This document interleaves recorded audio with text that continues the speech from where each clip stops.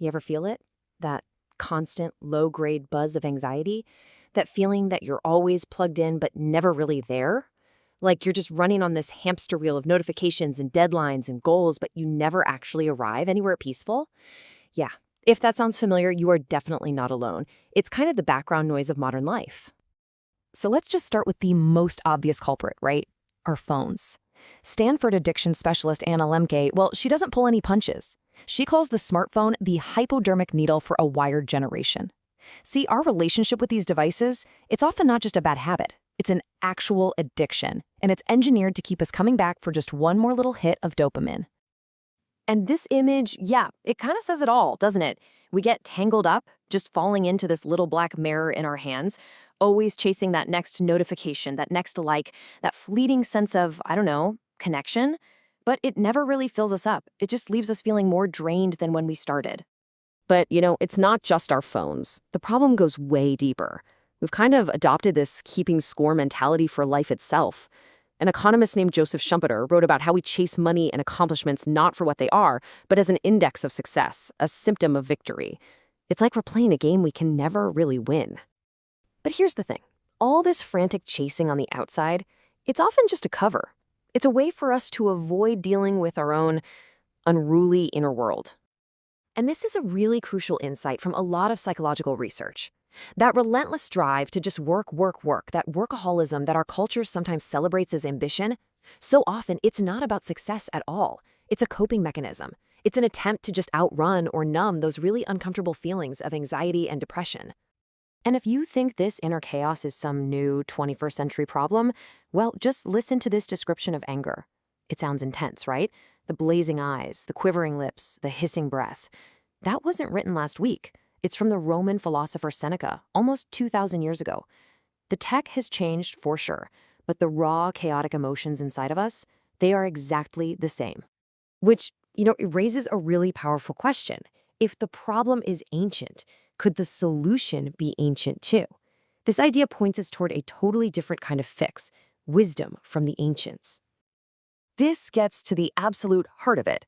What if we've been trying to solve these timeless human struggles with all the wrong tools? What if our modern anxieties aren't new at all, but just ancient problems wearing a new disguise? And it's not some fringe idea. Modern thinkers, like Arthur Brooks here, are making this exact point. They're realizing that our modern approach to happiness, chasing pleasure, avoiding pain, racking up successes, it's just fundamentally broken. We need a better framework. And it turns out one has been sitting there waiting for us this whole time. The original guides were these guys, thinkers from ancient Greece and Rome. And they weren't just thinking abstract thoughts. They were like practical psychologists.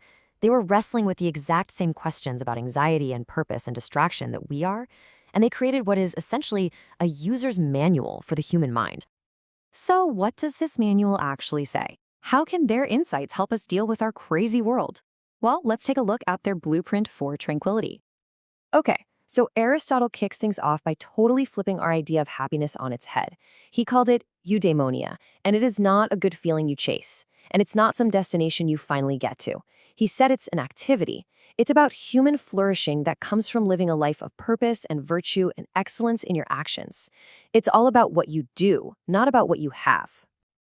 Then you get the Stoics, like Seneca and Marcus Aurelius, and they built on this idea, creating this incredible contrast with how we usually think today. So on one side, you have the world's view. Happiness is all about externals, money, status, pleasure. You are what you have, and you should avoid pain at all costs. But the Stoics' view flips the script entirely. They say happiness comes from your internal world, your virtue, your reason, your self-control. You aren't what you have. You are how you choose to respond. And challenges? Oh, you don't run from them. You use them as a chance to practice being a better person. So how does this actually help with our modern anxiety? Well, the Stoics offered a super clear 3-step process. First, figure out what you can control and what you can't. That flood of emails? Can't control it. Your reaction to it? 100% within your power. Second, and this is huge, remember that it's not events that cause you pain, but your judgment about them. Your post didn't get enough likes. The lack of likes isn't the problem. It's the judgment that your self-worth is tied to it that causes the sting. And third, you reframe every single obstacle as an opportunity. Total game changer. The Roman Emperor Marcus Aurelius, literally the most powerful man in the world at the time, he captured this internal focus perfectly in his private journal. He reminds us that peace and strength aren't things you find out there somewhere. They're an inner wellspring, a fountain of good that can never ever run dry, as long as you just keep digging. So, when you put it all together, this isn't just a collection of cool old ideas.